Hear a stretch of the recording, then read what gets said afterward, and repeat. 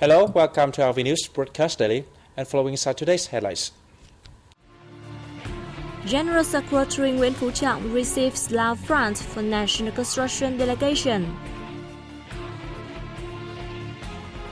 Program launched in Ho Chi Minh City boosts connectivity between Vietnamese and Italian businesses. Seminar discusses orientations to develop tourism during Central Highlands Đà Lạt National Tourism Year 2014.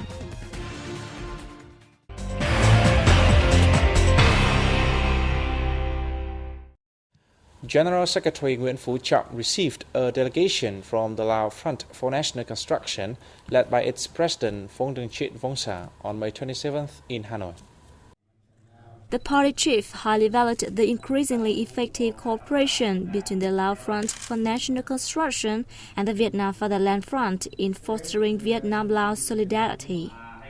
He said he hopes the two sides will continue working closely together to share experience and hold communication campaigns featuring the Vietnam-Lao special ties. The host also expressed his belief that the fraternal Lao people continue harvesting greater achievements in their renewal course.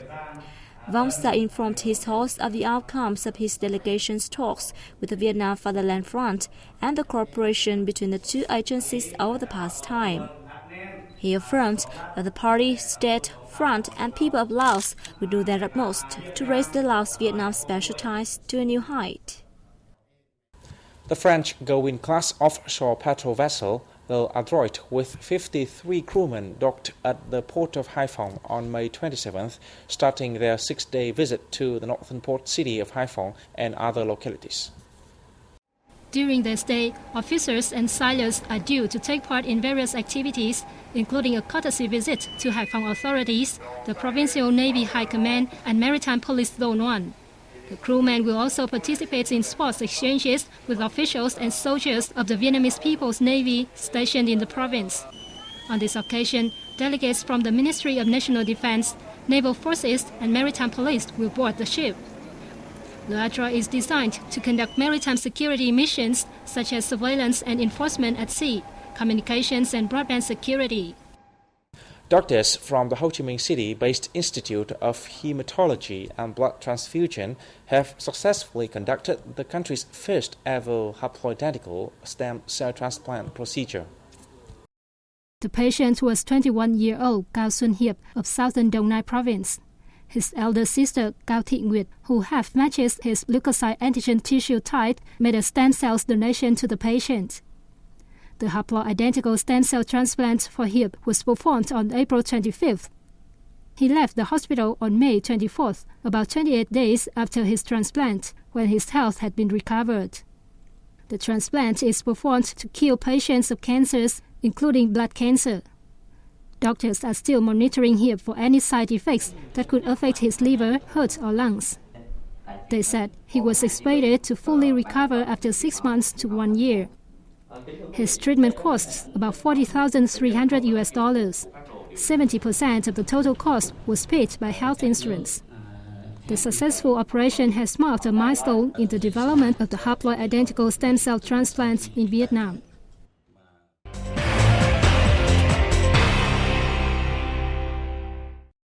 In the first 5 months of this year, 16 state-owned enterprises have been reorganized under a project to rearrange and renovate them for the 2011-2015 period. This was announced at a meeting held by the Steering Committee on Corporate Renovation and Development in Hanoi on May 27th. Among the 16 state-owned enterprises, 10 businesses were equitized, 5 others were merged, and 1 new business was established. By May 20th, the Prime Minister adopted 17 out of 21 reform projects submitted by state-owned groups and corporations, including the Vietnam National Textile Garment Group, the Vietnam National Oil and Gas Group, and the Vietnam Airlines Corporation. Deputy Prime Minister Vũ Văn Ninh, who is the head of the committee, noted that the building of the mechanisms and policies on reorganizing state-owned enterprises is lagging behind schedule. He urged state firms that already have rearrangement plans approved by the Prime Minister to speed up the work. A program was launched in Ho Chi Minh City on May 27th to boost connectivity between Vietnamese and Italian businesses. Nguyễn Chiến Thắng, president of the Handicraft and Wood Industry Association of Ho Chi Minh City, noted the wood processing sector has taken giant steps in recent years, with export value totaling $1.75 billion during the first 4 months of this year. The program will help businesses of both countries exchange information and technology and find out new partners, he said. Italian Ambassador Lorenzo Angeloni suggested promotion agencies increase their efficiency to pave the way for businesses to expand operations into foreign markets. The Italian businesses engaged in program aim to explore the Vietnamese market, making use of the opportunity to meet partners in the timber industry and other sectors.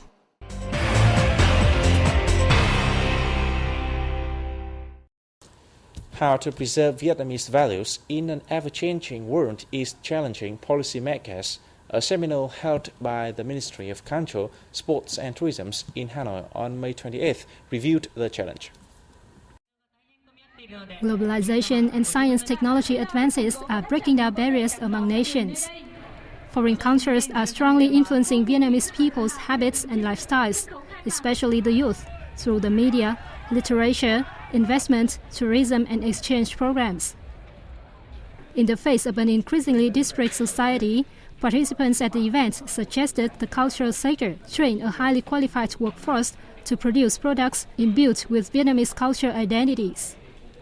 Additionally, it is necessary to raise a sense of public solidarity to benefit the country during the integration process, they said. To preserve and uphold national identities, they proposed embracing world culture ideals to enrich the national culture. The Central Highlands is endowed with rich and unique cultural and natural conditions and scenery for tourism's development.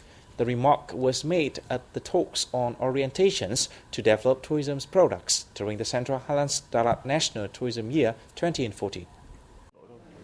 During the talks that took place in Đà Lạt City on May 27th, participants said to better prepare for the event, the region needs to develop its available resources, complete tourism infrastructure, and improve awareness of sustainable tourism development. The National Tourism Year aims to encourage localities to develop tourism to improve local economies and living conditions for local people. The Central Highlands will develop tourism products based on traditional cultural, mountain resorts, and border tourism. Participants also debated the importance of environmental protection in the region's tourism development.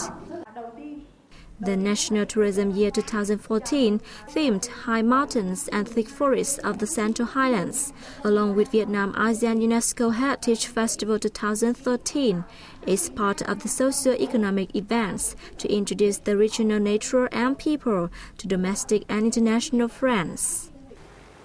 A festival marking the 120th founding anniversary of Đà Lạt City and the 5th Đà Lạt Flower Festival will also be held to promote the tourism industry of Lâm Đồng Province. The Central Highlands, or Tây Nguyên, is a region of plateaus in south-central Vietnam, known as the land of mysterious mountains and forests, where gongs can be heard, and a world of customs that fascinates generations of anthropologists.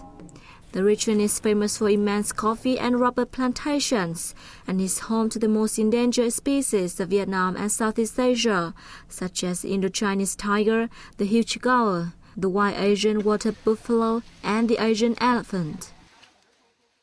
And that is the end of our news today. Thanks for watching and goodbye for now.